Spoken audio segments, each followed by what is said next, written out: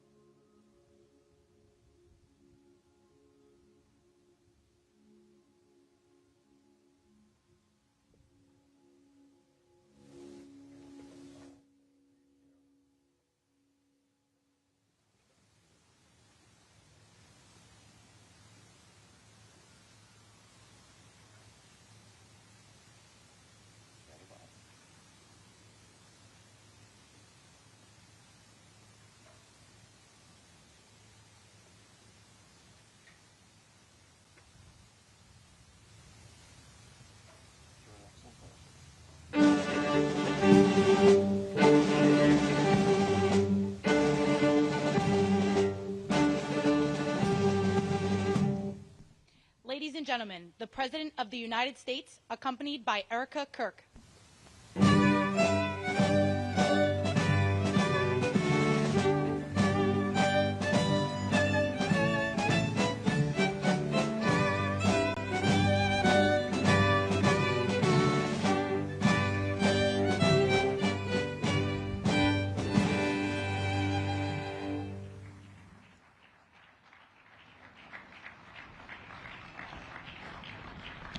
Thank you very much, everybody. Please, this is such an honor. This is the, please be seated. This is the first time we've been at the new and improved Rose Garden, and people are loving it. They're loving it like they've not loved a lot of things. We have the Presidential Walk of Fame, which you just saw, and it just opened. We wanted to get it open for this occasion. We were hoping we were able to get outside, and the weather allowed us to. It was supposed to be a terrible rainy day. I was telling Eric, and God was watching, and he didn't want that for Charlie. He just didn't want that. So it's really beautiful. It couldn't be more beautiful. Today we're here to honor and remember a fearless warrior for liberty, beloved leader who galvanized the next generation like nobody I've ever seen before, and an American patriot of the deepest conviction, the finest quality and the highest caliber, the late, great Charlie Kirk.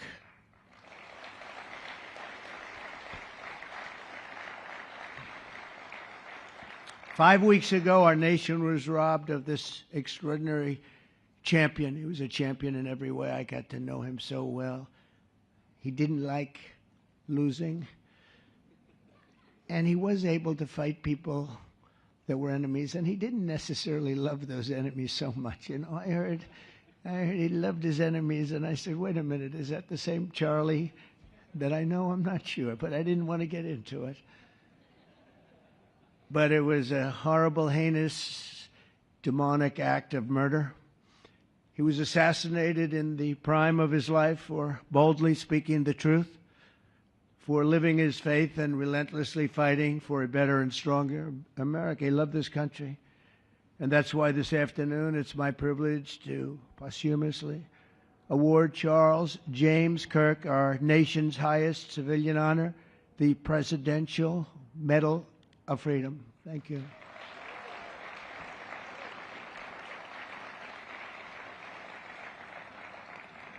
As you know, only hours ago I returned from a very historic trip to secure peace in the Middle East. People said that couldn't be done. Charlie felt it could be done. Charlie felt it could be done. Thank you. Thank you. Thank you very much. But I raced back halfway around the globe. I was going to call Erica and say, Erica, could you maybe move it to Friday? And I didn't have the courage to call. But you know why I didn't call? Because I heard today was Charlie's birthday. And I said, you know, that was a definite. And I said, we're going to have to forget about some of those very big, very rich countries that expected me to be there. And I can tell you, based on the length of that flight, I wouldn't want to go back tomorrow. But I would not have missed this moment for anything in the world. Nothing. And it's a very important time for our country, and our country is doing so well. It's never done better. We are a country with almost now $18 trillion of investment coming in. Nobody's ever seen anything like that. Previous administration had less than $1 trillion for 4 years. We have more than 18, it'll be much more than 20 by the time the year, more than $20 trillion. There's never been a country in the world that had anything like that. What's happened to our country is incredible in a short period of time. Charlie was a big person for, sir, can we close up those borders, please, a little bit? You know, they're really leaking badly. I said, Charlie, I haven't gotten there yet. But, you know, it came out last 4 months. Literally nobody was allowed into our country. And the only people that were allowed in were people that came in legally. The borders are absolutely stone cold closed. And they reported 0, 0, 0, and 0. So that's pretty good. but he was a big believer. He wanted people in the country more than I did, frankly. He wanted them to come in legally, and he got his wish. October 14th is Charlie's birthday, and he should have been turning 32 years old that day.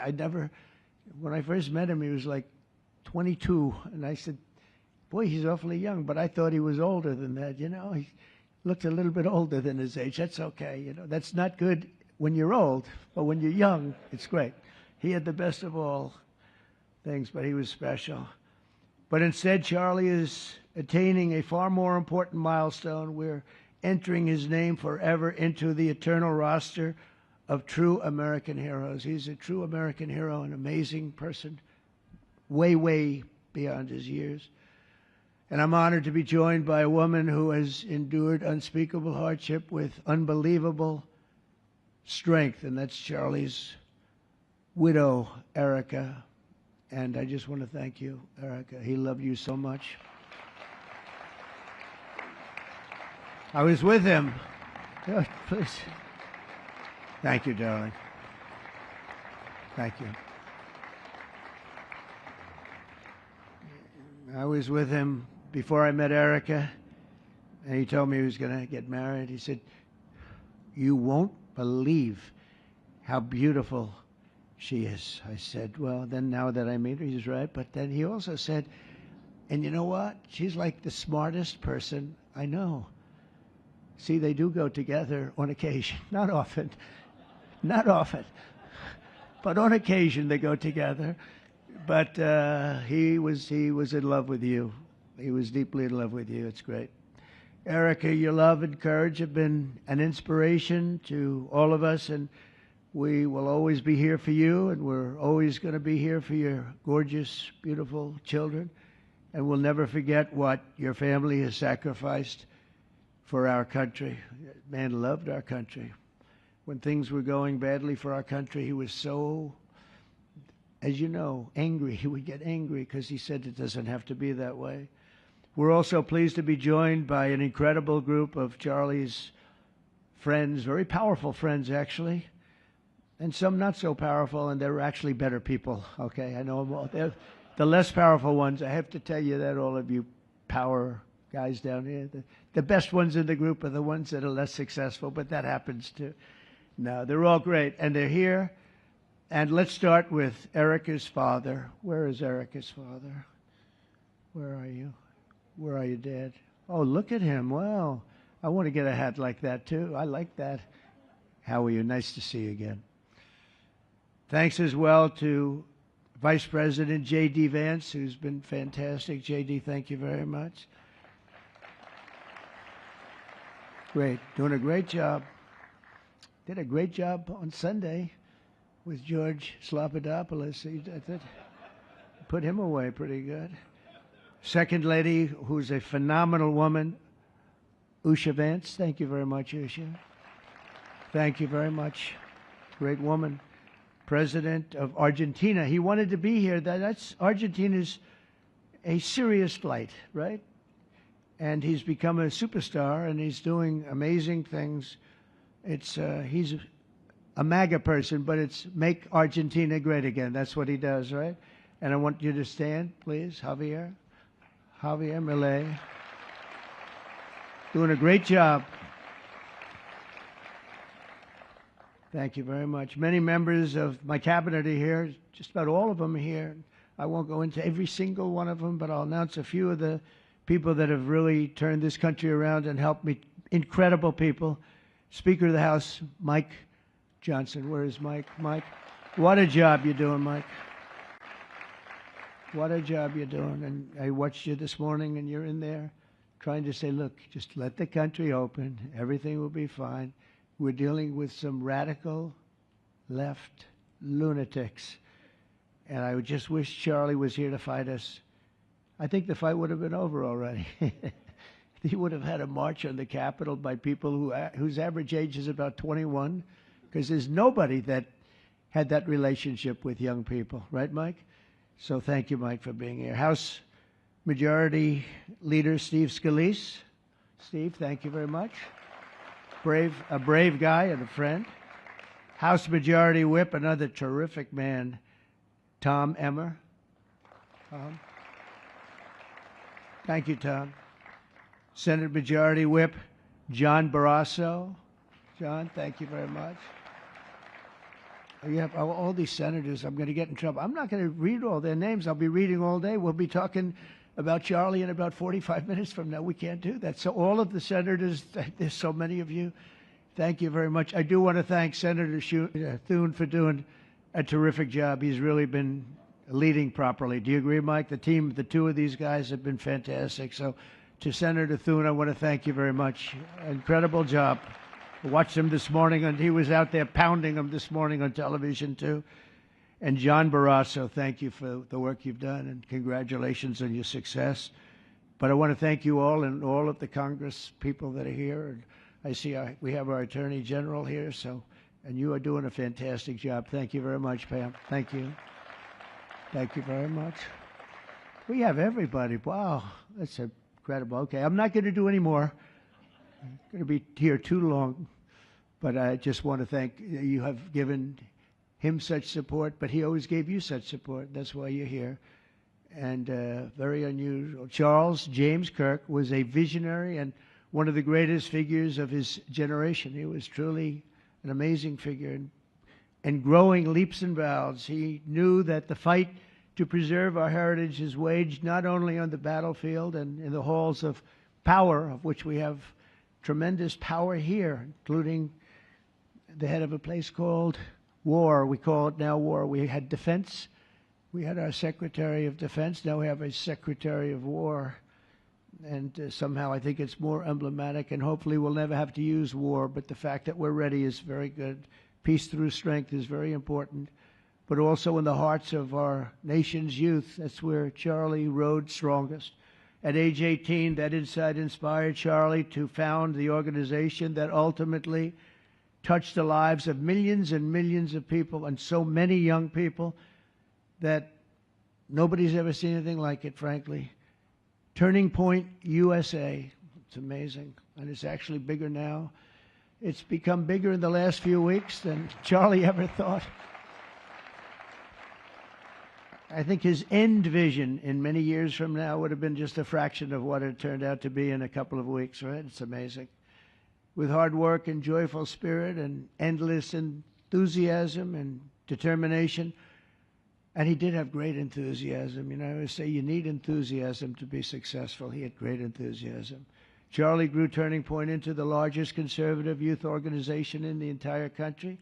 He forged a personal bond with countless young conservatives. He fought for free speech, religious liberty, strong borders, and a very strong and proud America. In everything he did, he put America first. He really put America first. And ultimately, Charlie became more than a leader of an important organization. He became the leader of historic movements all over the country. There were movements, individual movements, one movement. But it was historic. Everything he did was historic, and a true evangelist for the cause of freedom and the word of Almighty God. God was very important to Charlie. He would say, you know, if you don't have religion, you're not going to have a strong country. It's true. He was so wise beyond his years. You know, I talk to him sometimes and say, this guy is like a young guy. He was really a wise man. From the time Charlie worked on my presidential campaign in 2016, and he was there right from the beginning. He liked me. I don't know. I have no idea why. What the hell was he thinking? He said, you're going to win, sir. I said, you know, I'm running against 17 senators and a lot of tough people and governors. We have all these people. And he said, no, you're going to win, sir. He said, not going to be close. And he made it happen. He helped make it happen. I'll tell you that. Without him, who knows what would be. Maybe you'd have Kamala standing here today. That would not be good. I will tell you, Javier, you don't know who Kamala is. Promise, it would not be good. You agree with that, Howard? He also mobilized countless citizens to go vote. It's called Go Vote. Very simple. And with his help in 2024, we won more young people than any Republican by far in the history of our country. And we won the popular vote. We won the States, all 7 of them. Remember, they said, oh, well, if Trump could win 4, that would be nice. I win 7 by a lot, by a landslide. But the popular vote was massive. And we won the Electoral College. Remember, they said, well, it's going to be very hard. I'd say 270. Well, we got 312 to 226. And then we won something called districts and councils and different things. But in one case, we won 2,750 to 525.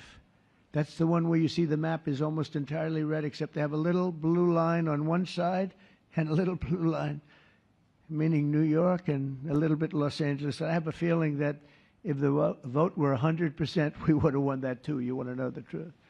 But he knew, and he knew very well, and he also understood honesty, and he was always concerned with honesty. He said the only way we can lose is if the cheating gets so bad, and that's where we came up with a little phrase, too big to rig. We said, go out and vote. Just go out and vote. And we had that. Remember, we used to say that all the time because people would say, oh, they're going to win. We don't have to vote. Let's go to a movie. We'll come home and watch later. And he wasn't about that. So we come up to, really together, we came up with that phrase. We got to make it too big. I never made a speech where I didn't say at the end, now look, the polls are showing good. Don't believe the polls. He said, we're going to make it, Susie, right? Too big to rig. So if you think we're going to win by a lot, doesn't matter. Pretend we're losing. You got to go out and vote. They voted. And at 9:02, the whole thing was over, right? 9:02. Remember they said, oh, this could go a few days. Well, it went a few minutes. 9:02. And he knew that. And I felt it, but he knew it. He knew it. I think he knew it more than anybody. But Charlie never missed an opportunity to remind us of the Judeo-Christian principles of our nation's founding or to share his deep Christian faith. In his final moments, Charlie testified to the greatness of America and to the glory of our Savior, with whom he now rests in heaven. And he is going to make heaven. I said, I'm not sure I could make it, but he's going to make it. He's there. He's looking down on us right now. It's so incredible. Look at this, how this turned out. This was supposed to be so dark and cloudy. Not dark and cloudy, is it? Look at that, how beautiful that is. There's no artist that can capture it as beautiful as it is today. Wow, it's amazing. As I said, on the day that he was assassinated, Charlie Kirk was a martyr for truth and for freedom.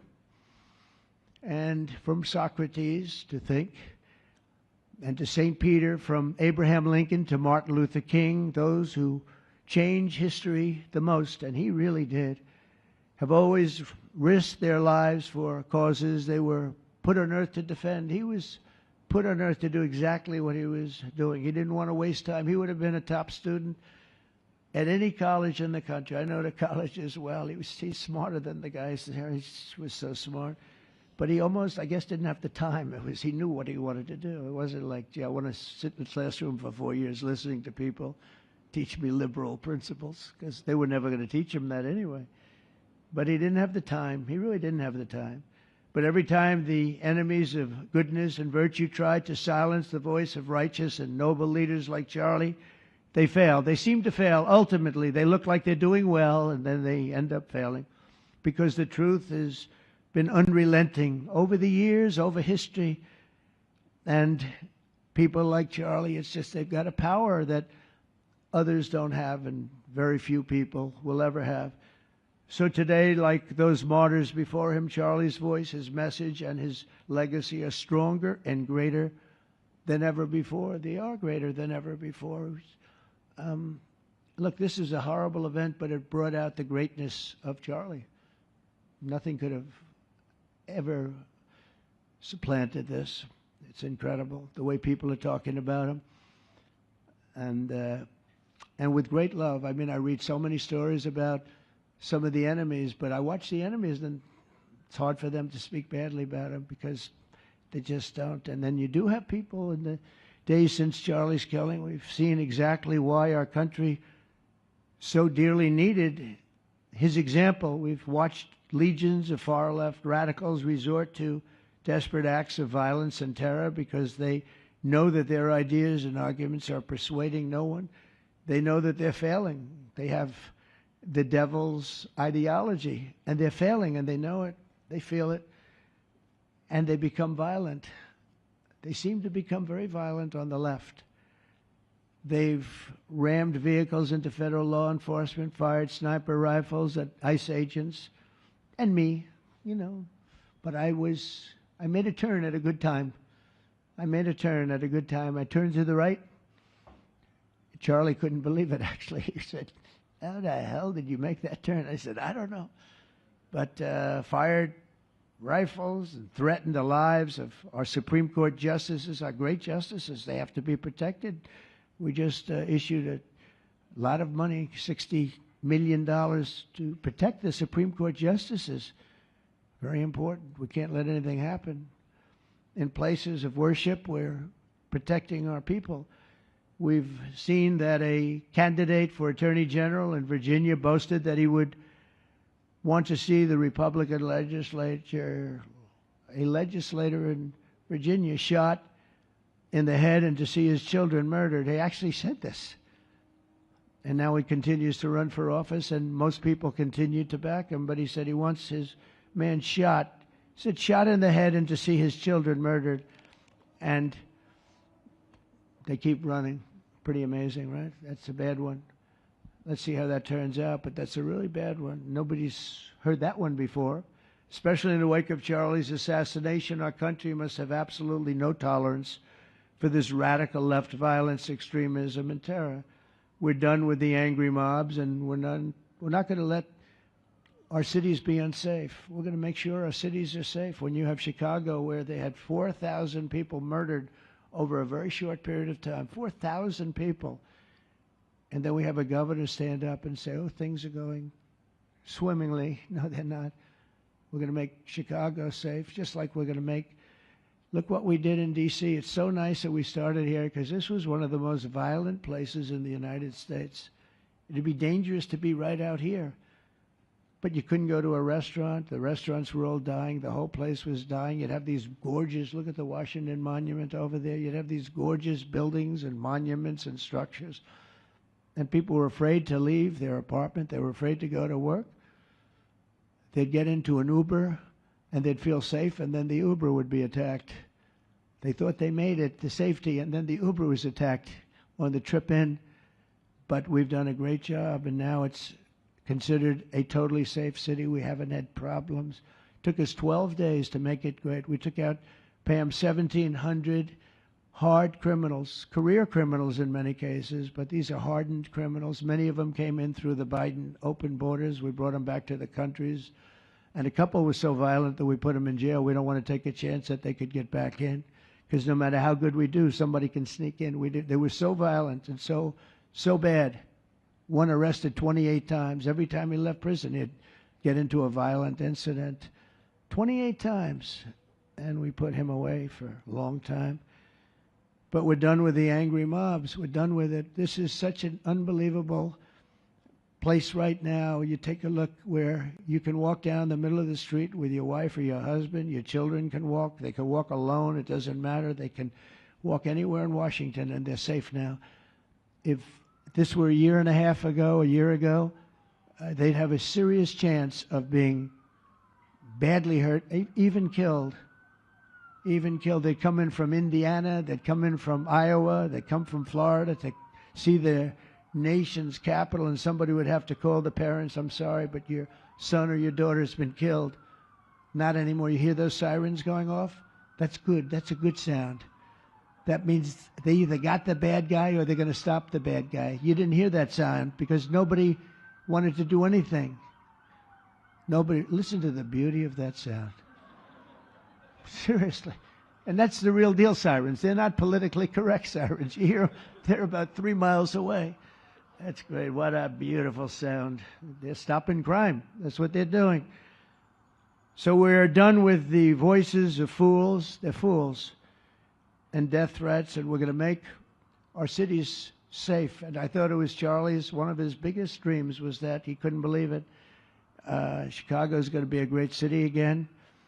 We've already, we sent people in there 6 months ago, and this governor said, "Well, crime is down." Yeah, that's because we had the FBI in there for 6 months, just preparing it for the bigger surge. And they've done a great job, the cash and the FBI. They've done a great job, and they love doing it, you know. They love being able to do it. They were restricted from doing it. They couldn't do anything.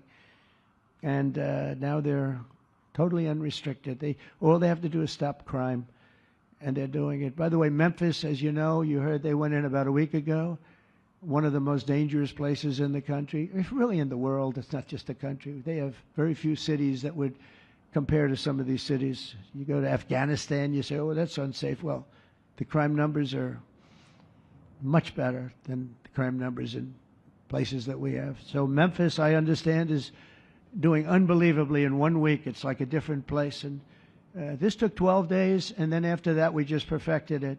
But after 12 days, we had good safety here. After 1 month, it's like, it's really amazing.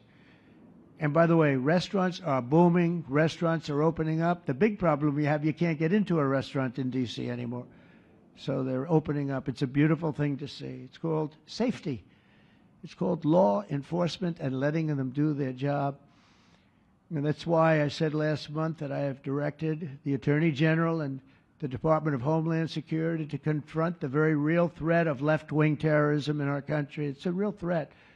Not when you confront it, it's not, because they're not brave people. In fact, they're cowards.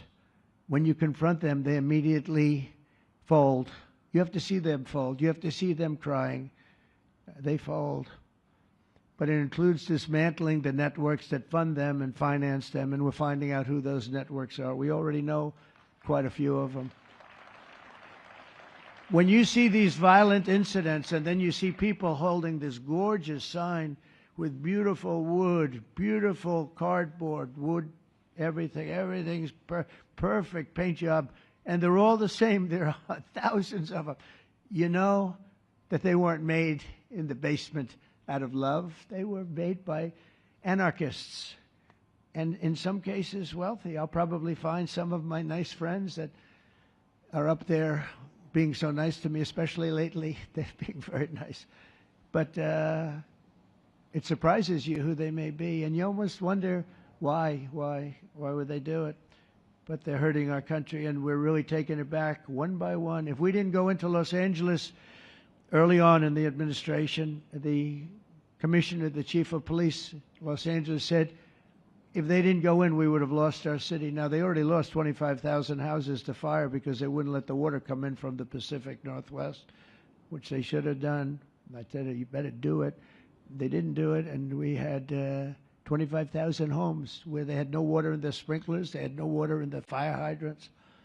It would have been a different kind of a thing if they did what they were supposed to do. We had to break in. We broke in and had the water come down. They said for the environment, great, they lost 25,000 houses.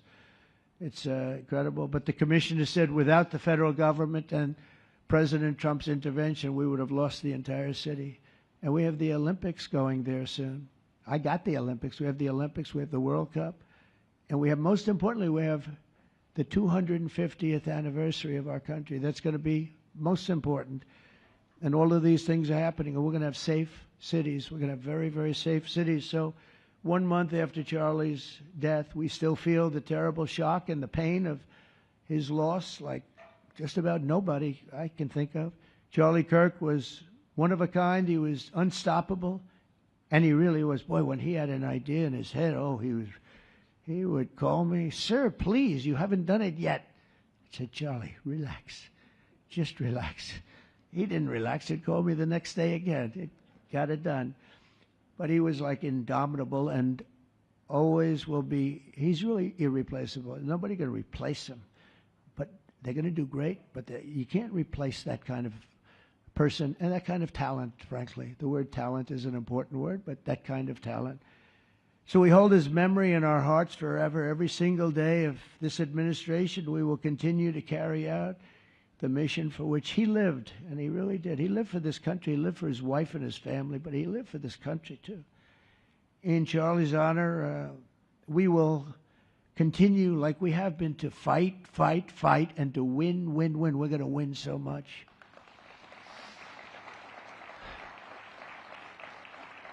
So the Presidential Medal of Freedom is a big deal. You have the Congressional Medal of Honor, military and the Presidential Medal of Freedom, which is civilian. And the Presidential Medal of Freedom is a really big deal. Very few people get it. Very few people, frankly, qualify. It's a decision of the president, but it's a qualification that's a very hard one to get. And I would like to ask, if I might, the military aide to read Charles James Kirk's citation for the Presidential Medal of Freedom. Thank you very much. Thank you.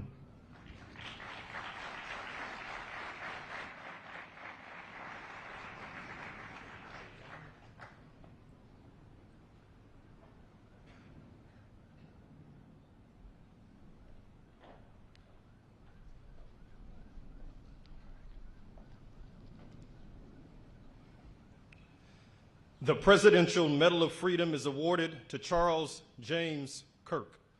Accepting on behalf of Charlie is his wife, Mrs. Erica Kirk. Charlie Kirk was one of the most influential American political figures of his generation. At just 18 years old, he founded Turning Point USA and grew it into the largest conservative youth organization in the nation. For over a decade, he tirelessly traveled the country leading a movement to restore respect for our founding principles, reawaken our national identity, and inspire a renewed spirit of religious devotion. He was one of the great debaters and communicators of his time. Despite receiving repeated threats, he remained undeterred and modeled courage, logic, humor, and grace to the next generation. On September 10th, 2025, at age 31, Charlie Kirk was assassinated while addressing a group of students. The United States honors him as a martyr for truth and freedom.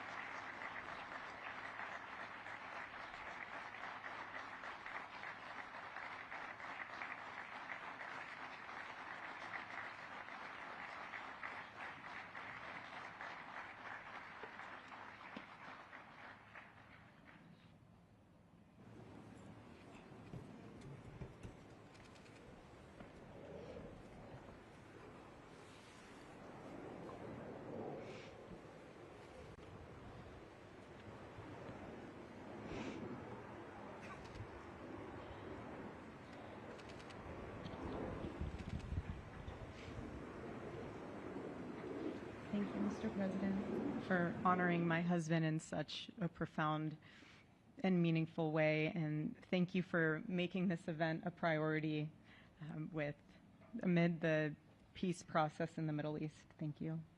Very grateful. Charlie always admired your commitment to freedom, and that's something that both of you shared. So thank you. Your support of our family and the work that Charlie devoted his life to will be something I cherish forever, so thank you. To our gracious First Lady in her office for making this event possible, thank you as well. It's beautiful. To Vice President and the lovely Usha fans, your friendship has been an unbelievable encouragement. Thank you. And to all our friends and family that are here and watching from all around the world, thank you for loving us. Thank you for praying for us and for believing in what Charlie believed in. And to our Turning Point USA staff and the Charlie Kirk Show staff, we love you more than you could ever know. And to the Turning Point USA chapters that are watching all across America right now, you are the heartbeat of this future and of this movement. Everything that Charlie built, You guys are the legacy holders of that. You are living proof that his mission did not die with him. It lives through you. And Charlie always said the next generation will decide whether freedom endures. And because of you, I know that freedom will endure. It will. And today we're gathered not only to celebrate Charlie's birthday, but to honor a truth that he gave his entire life to defend, and that's freedom. The very existence of the Presidential Medal of Freedom reminds us that the national interest of the United States has always been freedom. Our founders etched it into the preamble of our Constitution, and those words are not relics on parchment. They are a living covenant. The blessings of liberty are not man's invention, they are God's endowment. Charlie lived for those blessings, not as abstract words, but as sacred promises. He used to love to journal about this topic all the time, and with such a heart postured of gratitude. And he believed that liberty was both a right and a responsibility. And he used to say, freedom is the ability to do what is right without fear. And that's how he lived. He was free from fear. He was free from compromise, free from anything that could enslave his soul. His name, Charles, literally means free man. And that's exactly who my husband was. He was a free man. And from the time I met him, sitting across from him, being interviewed on politics and philosophy and theology, anything that Charlie loved, any topic he loved, and I just saw the fire in his soul, and there was this divine restlessness within him that came from knowing God placed him on this earth to protect something very, very sacred for all of us. And he never stopped fighting for people to experience freedom. He didn't. Charlie often said that without God, freedom becomes chaos. And he believed liberty could only survive when anchored to truth. And I remember in one of his speeches, he told the audience that the opposite of liberty isn't law. He said it's captivity. And that the freest people in the world are those whose hearts belong to Christ. But what's so powerful is that Charlie had the ability to communicate so brilliantly across all generations. And he reminded us that in a world that tells us freedom is doing whatever you want to do, the real freedom is the power to live freely and to do what is right. And in one of his journal entries, he wrote that he wanted everyone to know that you can't have liberty without moral responsibility. Freedom divorced from faith eventually just destroys itself. And what's so fascinating about all of this is looking back these past 12 years of Turning Point USA and his mission, there's almost this veil of sacredness.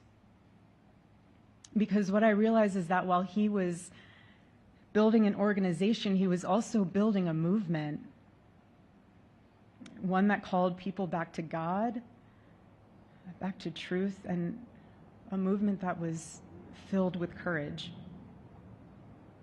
And ironically, for a man who impacted millions, Charlie never desired to be the center of attention. He just wasn't. My husband was not a man of extravagance. He loved simple but deeply meaningful things, truly. He loved his late night walks. He loved buying more books than he could ever read because he felt there was no such thing as a book budget. And he loved being able to read to our kids the same bedtime story on repeat because he knew it was their favorite. But to him, that was special. And he loved to sit in the sun on a Saturday morning with his cup of decaf coffee, and his phone was off because he was honoring the Sabbath. And for him, it was that moment to catch his breath and just be in peace, because he was unreachable at the moment.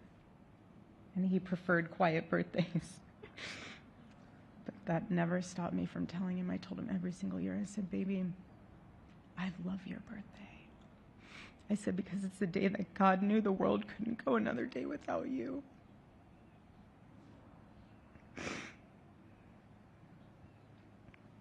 And so the rhythm of our usual birthday celebration for him was mint ice cream, mint chocolate chip ice cream. He only had it twice a year, on his birthday and 4th of July. It's just, and then after that, it was back to work as usual. But last year, his one birthday wish was to see the Oregon Ducks play the Ohio State. And they won. Oregon won that night. And it was by far one of the most memorable nights of his birthday experience of his life until today. And so, honestly, President Trump, I have spent 7.5 years trying to find the perfect birthday gift for Charlie. And it's so difficult. And those of you that have spouses or loved ones, you know how difficult it is sometimes to buy a gift for someone that you love, because he wasn't a materialistic man, so that also did not help. But now I can say with confidence, Mr. President, that you have given him the best birthday gift he could ever have.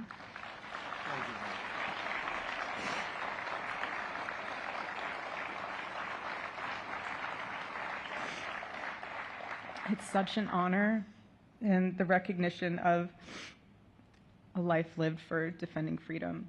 And that's what Charlie fought for until his last breath.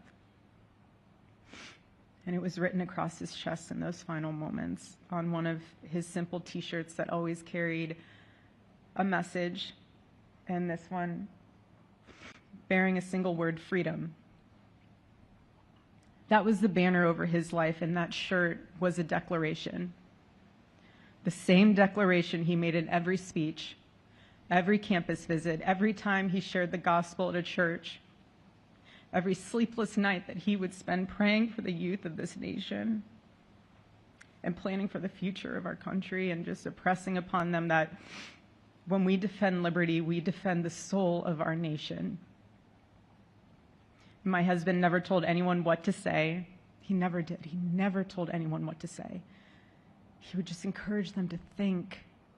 He would encourage them to think outside of the traditional political labels. He would want them to think in a way that was anchored in wisdom and truth. But he would never tell anyone what to say. Charlie wasn't content to simply admire freedom. He wanted to multiply it. He wanted to multiply freedom. He wanted young people to taste it and to understand it and defend it. He wanted them to see that liberty isn't self-indulgence, it's self-governance under God. He wanted them to see that. And every day I'd see him getting ready for work. He'd put on his cross necklace, he'd put his ring on his finger. And the boldness in his demeanor was always fearlessness. He wasn't afraid. He was never afraid. In his daily actions, whether in office or on campus or at a church, it was always without fear. That was his creed. That is how he lived out every single day. He didn't fear being slandered. He did not. He didn't fear losing friends, I can tell you that. He didn't. He didn't care. He stood for truth and stood for freedom, and he did not, everything else was just a noise to him. And it's because his confidence in Christ was absolute. That's why. There was no limit to what he would have sacrificed to defend freedom for all. And if the moment had come, he probably would have run for president, but not out of ambition. He would only have done it if that was something that he believed that his country needed from a servant's heart standpoint. And Charlie lived only 31 short years. No, he's 32, but on this side of heaven, but he lived. He lived every single second he lived. filled every single day with purpose, and he fought for truth when it was unpopular. And he stood for God when it was costly, but that's what we're called to do. Surprisingly enough, he did pray for his enemies, which is very hard, but he did. He did. He did. No one else, I mean, I saw him do it. No, he never did it in front of anyone else, but I can attest to that. But he also loved people when it was inconvenient. And he ran his race with endurance, and he kept the faith. And now he wears the crown of a righteous martyr. And for me and for our children, the truth really steadies our grief, because heaven gained what earth could no longer contain: a free man made fully free.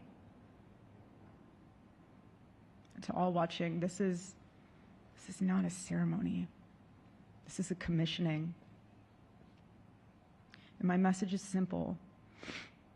I want you to be the embodiment of this medal. I do. I want you to free yourself from fear. I want you to stand courageously in the truth. Listen for the still, small voice of God. And remember that while freedom is inherited in this country, each of us must be intentional stewards every single day. God began a mighty work through my husband, and I intend to see it through. And the torch is in our hands now. It's in mine, it's in yours, it's in all of yours, it's in all the students with Turning Point USA. And before I close, I'll share with you that I asked our daughter what she would like to say to Daddy for his birthday.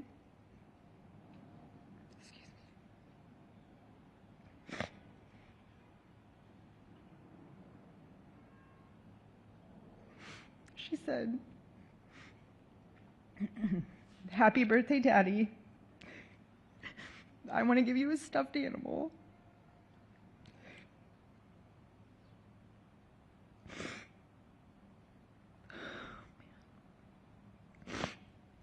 I want you to eat a cupcake with ice cream, and I want you to go have a birthday surprise.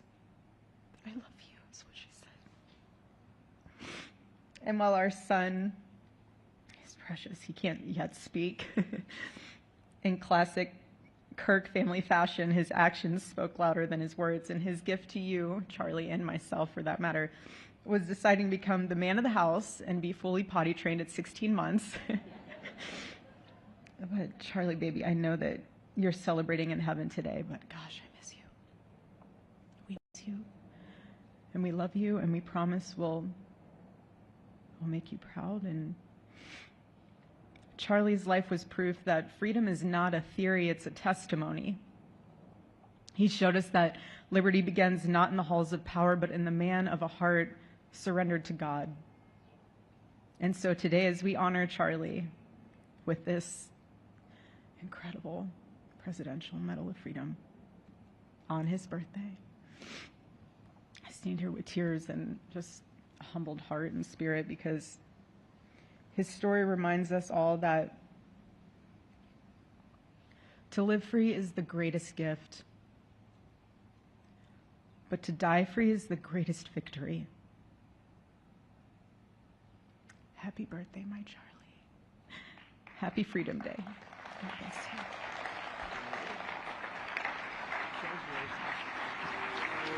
you.